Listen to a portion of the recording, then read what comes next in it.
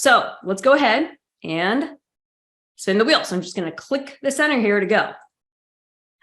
There she is, spinning, spinning, spinning. There's a little sound, like a little wheel of fortune rattling. Okay, CTVA. Okay, ticker CTVA. Let's check her out. Oh, yes. So here's the trade that was mapped out. As of market close on January 6th, Friday, that's what this bar is. And then I did the stock picks on a Sunday, January 8th. The earliest you could have traded was January 9th. I do the picks generally in the weekends now, usually on a Sunday. It's just part of my routine. That means the market has to have done something by Friday, which is the date of the bar. And the earliest you could have taken action on my recommendation is this candle right here, okay? All right. So as of market close on January 6th, so the weekend unfolded in between, and I recommended this, like I said, just double checking my thing here, as a buy signal now with an upside target of 70 and a stop of 57.96. Well, dang, that was useful, right? Now, we didn't go all the way up to 70. So one could argue that this was, 75% useful, but we did get a buy opportunity. So let's focus in on what was happening at that time, okay? Now, when I did these updates back in January, I was not writing down for you guys, or frankly for myself, which is bad HEMA, okay? Because I always say this, the most important thing when you're trading is to document why you're making the trade. Everybody type a Y if you understand. When you make a trade, whether it's a signal, an indicator, a pattern, a trend line, a support resistance, you need a reason that you can write down or type out, or at least jot after you set the trade up, okay?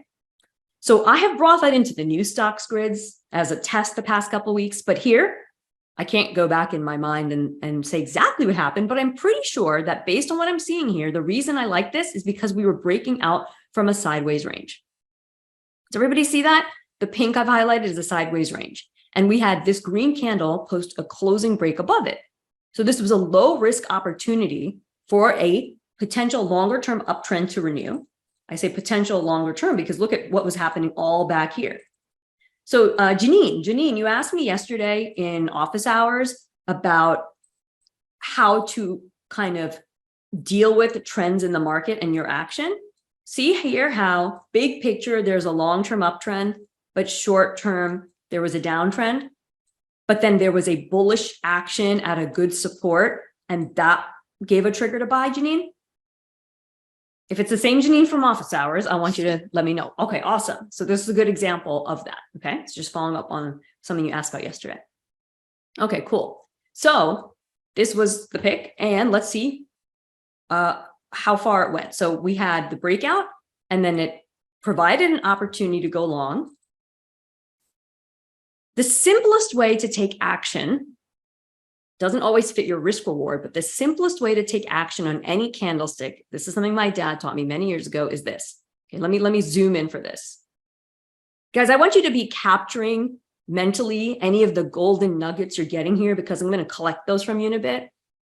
Things you're getting refreshed on, new things you're learning, stuff that you're looking at differently, okay? You don't have to type it in the chat now, but I want you to pay attention because I think this is going to be one of those, all right? Here it is. I'm zooming in real close because I want you to see something. On every one of these daily candles for this stock, notice how most of the time, when a day finishes, the next day trades through the close of the prior day, right? This is not a big gappy stock where, there's all this white space. Most of the time when this market closes, the next day's open is very close to the prior day's close. Therefore, when I make a recommendation like this, buy signal now, okay, I do leave it to you guys to determine the exact levels, but I'm telling you that this was a nano large green candle per my Gann candlestick. So there's other sub levels we could have looked at, but the simplest thing would be looking at the closing price and looking at this price and saying, does my risk reward allow me to go long here with a stop below HEMA's recommended level, which was associated with this plateau. Please type a Y if you understand that. Guys, this is so simple sounding, but so helpful, especially for day trading too, because things happen faster. Okay. So it has to fit your risk reward, but one of the easiest ways for you to go in and say, you know what? If the market is closed and I'm going to put an order on for tomorrow, let me set my limit order at yesterday's close. Okay. Because you're almost guaranteed that the market will trade through that price as it did here. And in this case, it didn't go much further. So from here, there was a move higher. Then we started to consolidate, ticked higher a bit more, and then came up and then started to have this gap lower. So it didn't get all the way up to 70, but it got up to 65. So if you were long in managing your trade, at least you would have collected some small profit, or at least it shouldn't have turned into a loss. Okay. Yeah, Shalini says, yes, or else you'll get stopped out prematurely. Well, the stop placement is based on the pattern. But what I'm talking about for going long, Shalini, is just when it fits your risk reward, not all the time, but when it fits your risk reward using the prior session's close. Okay, Jim's asking, what about the doji candle showing a turn up?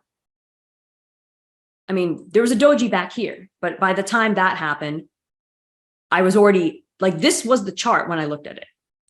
So that's why I'm just moving my line out of the way. This is what it looked like. So I was saying buy signal now based on this bar.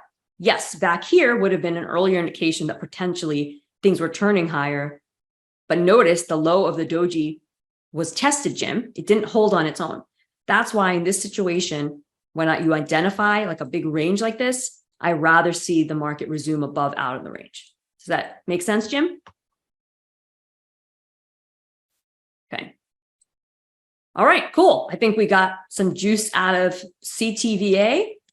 What's next? Let's go spin the wheel